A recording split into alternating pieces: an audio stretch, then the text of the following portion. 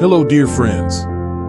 Come, pull up your chair. There's something tender I want to share with you today, something that struck me deeply when former Liverpool star Diogo Jota spoke recently about his injury journey. He said something we rarely hear from athletes. After years of pouring everything into the game, I had to learn the hardest skill of all, how to love myself when the roar of the crowd went silent. And I thought, how many of us have lived that same truth? Not in stadiums, perhaps, but in quiet kitchens and offices and nurseries where we were the unsung heroes. Think back with me for a moment. Do you remember that feeling when the house finally emptied? When the last child moved out, or retirement papers were signed, or the volunteer role you'd held for decades passed to someone new? That heavy quiet where the echoes of "Mom, where's my uniform?" or "We need your report by Friday" still linger. Like Diogo walking through Anfield's tunnels after his final match, we face a question: when the world stops asking for our sacrifices, who are we?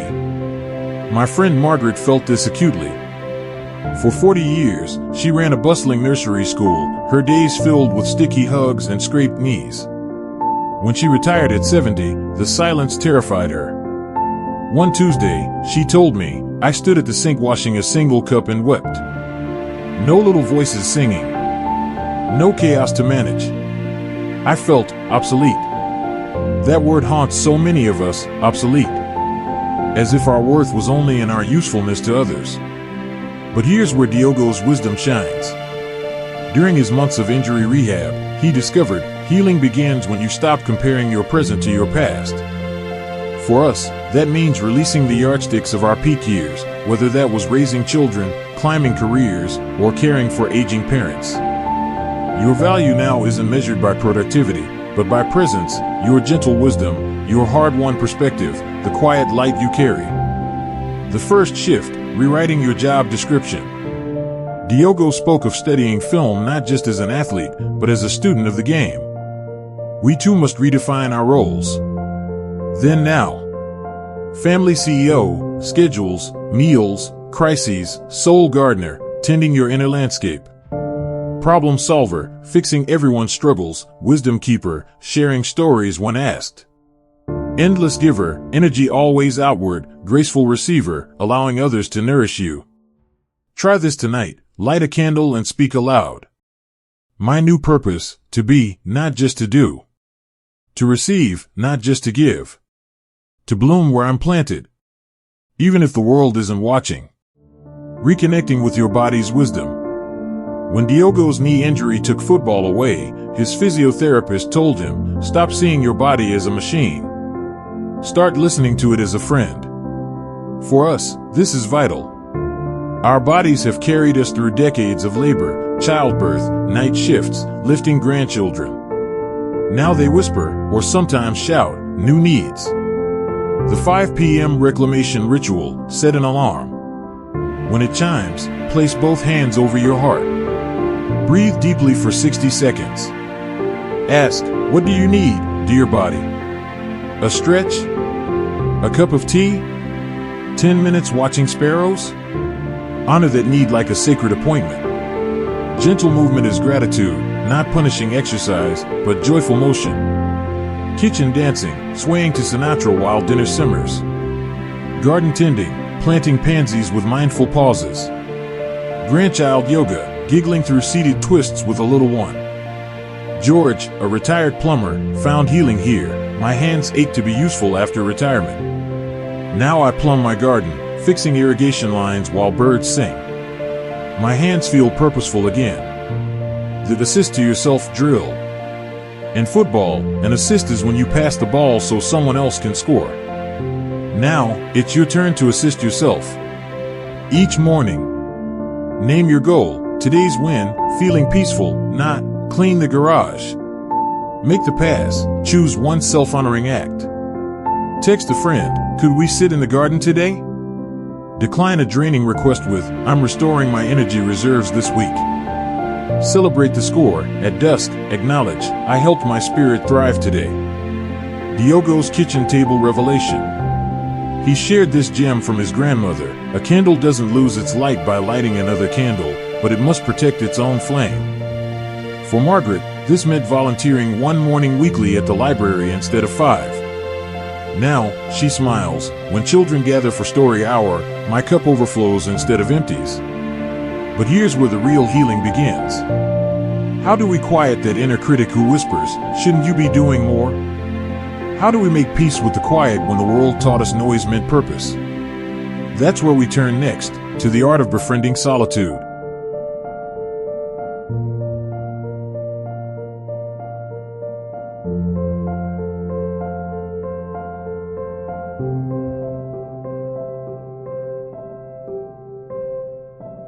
Welcome back, dear friend.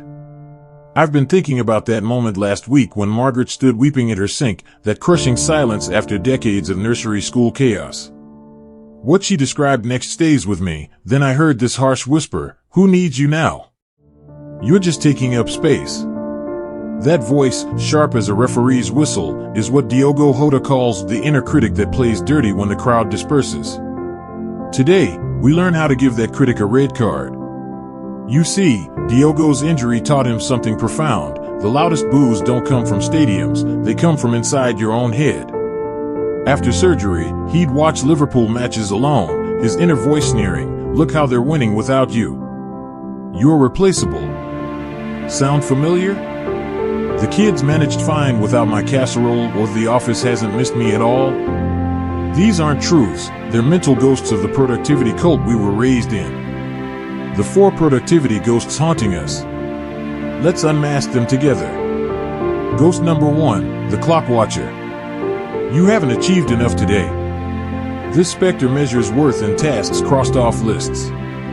My neighbor Frank fought it by replacing his to-do list with a to-be list. 1.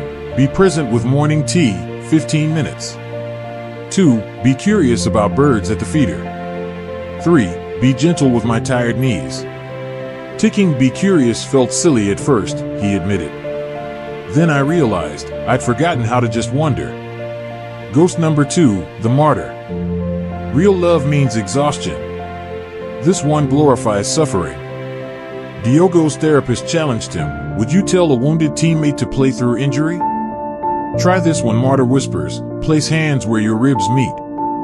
Breathe into that hollow space as you murmur, choosing rest isn't betrayal, it's wisdom. Ghost number 3, the comparison demon. Look at Ethel, 82 and running the food bank. Ah, the thief of joy. Diogo's solution?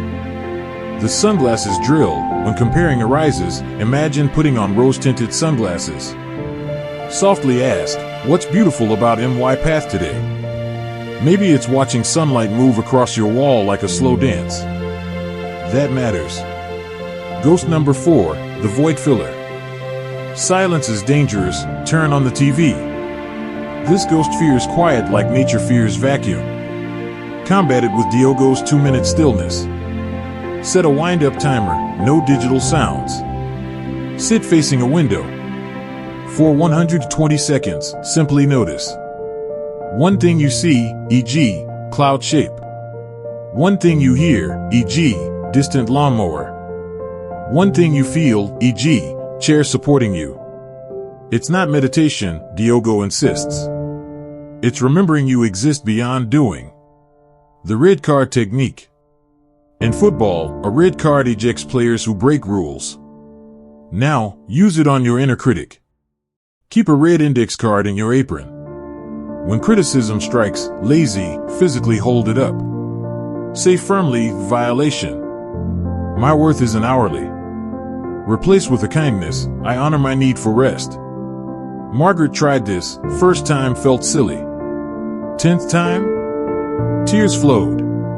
I'd never defended myself before. Befriending the quiet. Here's where Diogo's wisdom shines brightest. During solitary rehab, he discovered solitude isn't loneliness, it's where I met myself. For us, this is revolutionary. We've spent lifetimes believing companionship meant constant noise. Now, we cultivate fruitful solitude. The 3-chair sanctuary. Create intentional spaces. The witness chair, by a window for observing life without joining. The conversation chair, with a photo album for visiting memories. The creation chair, near art supplies for making just because. No need for fancy furniture, a cushion by the radiator counts. Your sensory anchor practice. When solitude feels heavy, engage one sense. Touch, knead bread dough or stroke a velvet pillow. Scent, peel an orange slowly, inhaling its brightness. Sound, hum one verse of your mother's lullaby. George found his anchor in wood grain, sanding a walnut board, I enter a quiet deeper than sleep. The rebirth of enough. Diogo shared this revelation. On the pitch, I chased more goals, more applause. Healing taught me, contentment lives in enough. For us, that means time, your presence is enough, no performative busyness required. Love, listening quietly is enough, no fixing demanded. Legacy, living authentically is enough, no grand achievements needed. Try the enough mantra at dusk. Today, I was enough. My breathing was prayer. My stillness was wisdom. My ordinary moments held sacredness. Diogo's grandmother's wisdom. He credits his Portuguese avô. She'd sit shelling beans, singing father songs. When I'd ask why she wasn't doing something, she'd smile, Menino, to be is the hardest doing of all. Margaret embodies this now. I sit shelling peas just like her. When neighbors wave, I no longer hide, I wave back, bowl and lap. This is my father. But here's where courage deepens. How do we rebuild community without losing ourselves? How do we say, I need quiet without pushing love away? That's our final frontier, the art of connection on your sacred terms.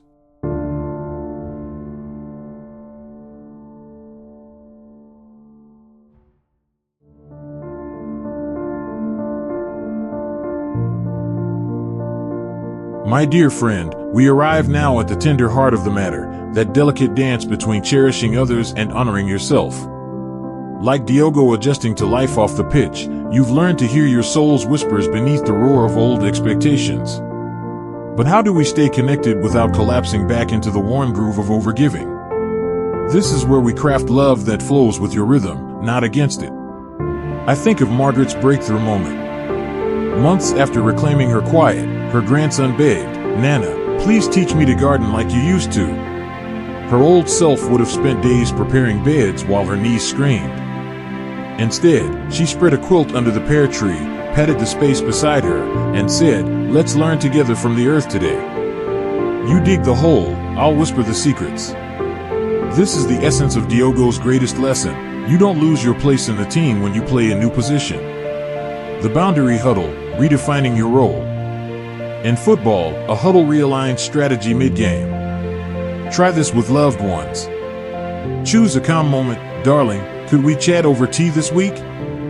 I've been thinking how to love you best in this season. Led with affection, you know you're my greatest joy. Name your new position. My body's asking me to be the wise coach now, not the player running every drill. Offer creative plays. Instead of babysitting weekly, could we have magical Nana adventures every other Saturday? I'll share my famous pie recipe if you bake it with me at my pace. Reassure, this isn't less love, it's love that lasts longer. When George's daughter worried, but Dad, will I lose you? He smiled, honey, you're gaining me at my best, not my exhausted leftovers. Your quiet manifesto, the sacred non-negotiables. Diogo keeps a handwritten list titled, What Protects My Peace? Let's craft yours. Plain text.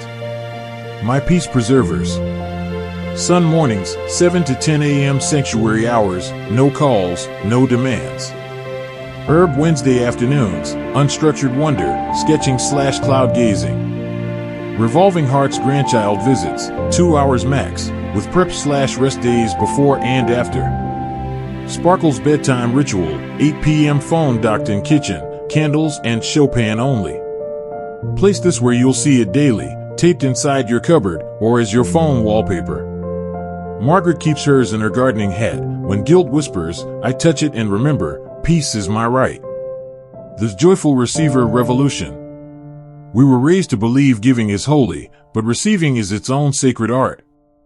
Diogo confessed, learning to accept help during rehab humbled me more than any trophy. Try these shifts. Old habit liberated practice. No, don't trouble yourself. What a kindness. I'd love that.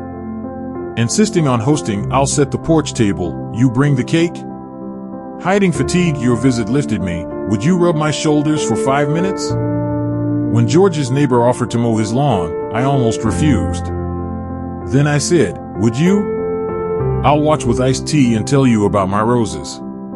Now he stays for stories after. Diogo's substitution strategy. In football, substitutions refresh weary players. Apply this to draining tasks. Name the drain, grocery shopping exhausts me. Find your sub. Online delivery, let them run. Granddaughter plus car equals adventure, I'll treat lunch. Reframe, I'm not quitting, I'm conserving energy for what only I can do, loving well. The legacy of balanced love letters. Here's how your courage echoes through generations. To your family. My darlings. When you see me rest instead of rush, I'm teaching you. Your worth isn't measured in sacrifice. Your no can be sacred.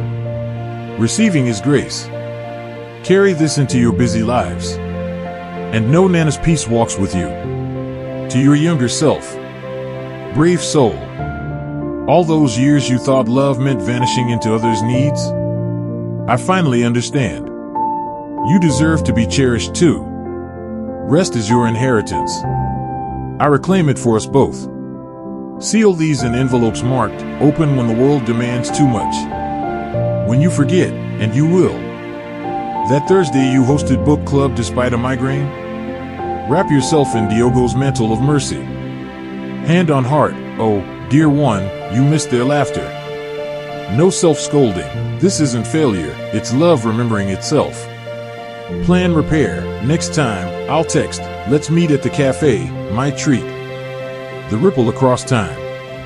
When Margaret's granddaughter heard her say, Nana's taking her quiet hour now, she later told her mother, when I'm old, I'll have untouchable time too.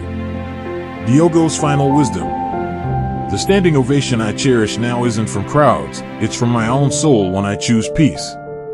Closing ritual, the self-blessing. As we part, step outside. Feel the earth under your feet, that ancient ground that asks nothing but your presence. Whisper.